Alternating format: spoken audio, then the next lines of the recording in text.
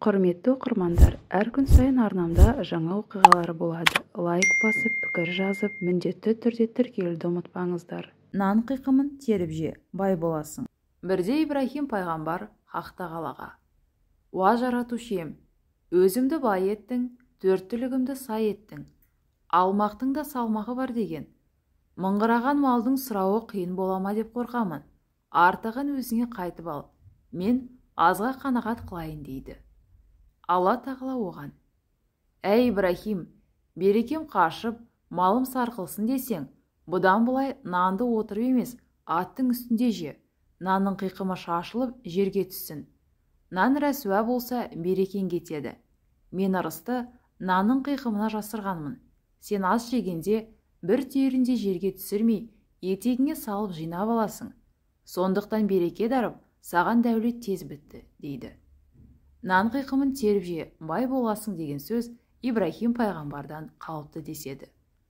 Осы тыйымға орай ел ішінде мынандай да қызық аңыз сақталған. Ертеде ағайынды жалшы жігіттер байдың қойын бағып жүреді екен. Бай олардың еңбек ақысына бір жапырақ нан мен бір кесе сүт береді екен.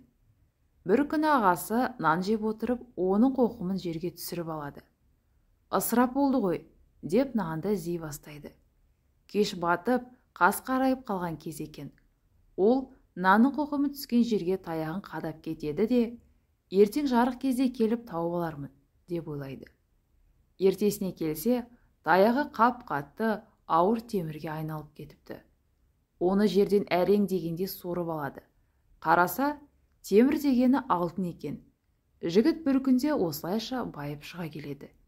Ертесіне інісі қалай байығандығын сұрайды. Ағасы болған жайтты бәрін айтып береді. Інісі де ертесіне нанды жерге шашып, қоқым түскен жердің бәріне ағаш қадап кетеді. Таңертең келіп қараса, ағаштар алтынға емес, сом темірге айналыпты. Ниетінде кінәраты бар інісі ақ жүрек ағасы сияқты бай бола алмапты деседі. Нанның қиқымын қадірлеу туралы ғибратты аңыздар Миғраж оқиғасында да айтылады. Мұхаммед пайғамбар Миғражға барғанда бір адамды көреді. Ол түйенің үстіне мініп алыпты. Қолында ұзын, инедей жұқа таяғы бар екен. Сонымен тау-тасты жықып, бір нәрсе іздеп жүреді екен. Әлсін-әлсін бір құс келіп, оның басынан шыққып өтеді. Пайғамбарымыз Жебірейілден: «Бұл кім, не қылған пенде?» деп сұрайды. Сонда Жебірейіл періште: «Бұл адам пәни дүниеде нанның қиқымын бейберекет шашып жеген, ысырап, обал дегенді білмеген. Ысырапшылығы үшін Алла Тағала ол адамға мақшар алаңында жер бетінде өзі түсірген нанның қиқымын түйенің үстінде тұрып тергізеді» дейді. «Ал мына құс не үшін оның басын қайта-қайта шығып кетеді?» деп сұрайды пайғамбарымыз. Сол кезде Жебірейіл періште: «Ол нанның қиқымын таптап жүре беретін еді, жинауға ерінетін. Нанның обалы қара құсқа айналып, төбесінен осылай шығып кетеді» деп жауап береді. Пайғамбарымыз Миғраждан келгесін сахабаларына нанның қиқымын шашпау, теріп алып қастерлеу туралы өсиет айтқан екен. Осы өсиет бізге жетіп, қазақтар пайғамбар сүннеті деп нанды қатты құрметтейтін болыпты. Бертінге дейін қазақ арасында нанның қиқымын шашпаңдар, обал болады, құт берекені нанның қиқымына жасырған, нан қоқымын теріп жесең, бай боласың дегенде түсінік бар. Астың бетін ашық тастама. Ертеде бір кейуана болыпты. Ол аяғы ауыр әйелдердің босануына жәрдемдеседі екен. Әйелдер қолы жеңіл деп оның алдына жиі келіпті. Бірде түн ортасында есігін біреу қағады. Кейуана есікті ашып қараса, ақ боз атты кісі тұр. Түр-тұрпаты бөлек өзгеше екен. Жақын маңайдың кісілеріне мүлде ұқсамайды. Әлгі кісі: «Бір жас келініміз босана алмай жатыр, соған жәрдем берсеңіз» дейді. Кемпір келісіп жолға шығады. «Апа, көзіңізді тарс жұмыңыз, біз белгі бергенше ашпаңыз, әйтпесе майып боласы» дейді. Кемпір көзін тарс жұмып отыра қалады. Жолда гүрсілдеген, салдырлаған оқыс дыбыстар шығып, зәресін ұшырады. Бір жерге жеткенде әлгі кісі: «Апа, көзіңізді ашыңыз» деген дауыс естіледі. Қараса, бір үйге келіпті. Төрде жас келіншек босана алмай қиналып жатыр екен. Кемпір оны аман-есен босандырып алады. Нәрестенің кіндігін кесіп, баланы шомылдыратын су әкеліңдер дейді. Өзін ертіп әкелген кісі қазір дейді де біраз уақытқа жоғалып кетеді. Сәлден кейін су емес, бір шара сүт әкеледі. Кемпір түсінбей таң қалады. Баланы шомылдырып жатып қараса, шара көршісінің сүт құятын ыдысына ұқсайды екен. Кемпір секем алып қалады. Басқаларға білдірмей сақинасын сүтке салып жібереді. Бәрі біткеннен соң, олар бөпені шомылдырған сүт пен тостақты қайтадан алып кетеді. Үй иелері оған мол сый-сияпат беріп үйіне әкеліп тастайды. Кемпір таң атқанша көз ілмейді. Ертесіне түндегі шараны тексеру үшін көрші үйіне барады. Таныс ыдыс көзіне оттай басылады. Ішінде сүт тұр екен. Ол сүтті сүзіп, сақинасын тауып алады.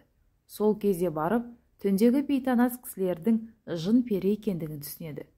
Көршісіне болған жайды баяндап, сүтке жын баласының шомылғандығын айтады да, сүтті адам аяғы баспайтын жерге төктіреді. Көрші үйдің келіні бұрыннан салақ еді. Ырым-тыйым талаптарға жеңіл қарайтын, майлықтары, жаулықтары айлап-апталап жуылмайтын еді. Кешкі астан соң ыдыс аяғын жууға ерініп жата салатын. Үйдегі ас-ауқаттың бетін бүркеп жатуға да ерінетін. Сол күні түнде сүттің бетін жаппастан жатып қалыпты. Оның ашық-шашық ыдыстарын жын-жыбырлар жалап кетеді екен. Соның кесірінен үйінің берекесі қашып, байы еселеп мал тапса да бақуатты өмір сүрмейтін. Осыған байланысты ел ішінде түнге қарай сүт пен суды, ас-ауқатты ашық тастамау, ыдыс аяқты жуып жату туралы ырым-талаптар көбейген екен. Жырық ыдыспен ас ішпе. Қонақ күту қазақтарда Ибрахим пайғамбардан қалған деген түсінік бар. Бірде Ибрахим пайғамбар қонақ күтіп отырса, Ібліс келіпті. Ибрахим пайғамбар селк ете қалып, «Әй малғын, сені кім шақырды?» дейді. Ібліс сонда, «Тәңірім маған жырық ыдыстан дәм бұйыртқан, кесесі кетік пен табағы жырыққа қонаққа мен келемін» дейді. Ибрахим пайғамбар дастарханға қараса, кетік ыдыс тұр екен. Жырық кесені алып, сыртқа лақтырып тастайды да, «Онда несібеңді сырттан ізде» дейді. Содан бастап, қазақ халқында кетік, сынған жырық ыдыстан ас ішпейді екен. Жырық ыдыстың кетігінен сайтан қосарлана ас ішеді деген түсінік қалып. Қуыс үйден құр шықпа. Ибрахим пайғамбар жалғыз отырып тамақ ішпейтін қонақжай кісі болыпты. Үйіне адам келмесе, далаға шығып қонақ іздейді екен. Бір күні қызы, «Әке, қашанғы біреуді күтіп отырасыз, тамақ суып қалды, іше беріңіз» дейді. Ибрахим пайғамбар, «Қызым, ақыретте көрген қызық, ішкен жегеннің бәрінің сұрауы бар. Көппен отырып қонақпен бөліскен тағамның сұрауы болмайды. Берген аста береке бар, бермеген аста біте бар» деген. Дос болсын, дұшпан болсын, асты бөлісіп же, деп өсиет қалдырыпты. Ибрахим пайғамбардың тағы бір жақсы әдепі болыпты. Үйге келген қонақты құр қол шығармайды екен. Оған міндетті түрде тарту таралғы беріп жөнелтіпті. Мәнісін сұрағанға, «Сен менің жай ғана қонағым болған жоқсың, менің жүгімді жеңілдеттің, міндетімді бөлістің, асымды жеп берекемді молайттың. Бұл сол үшін берген ақы» дейді екен. Ибрахим пайғамбардан бастап, қуыс үйден құр шықпа, қонақтың сыбағасы сынды дәстүрлер тұрмысқа енген деседі. Еншісі бөлінбеген қазақ.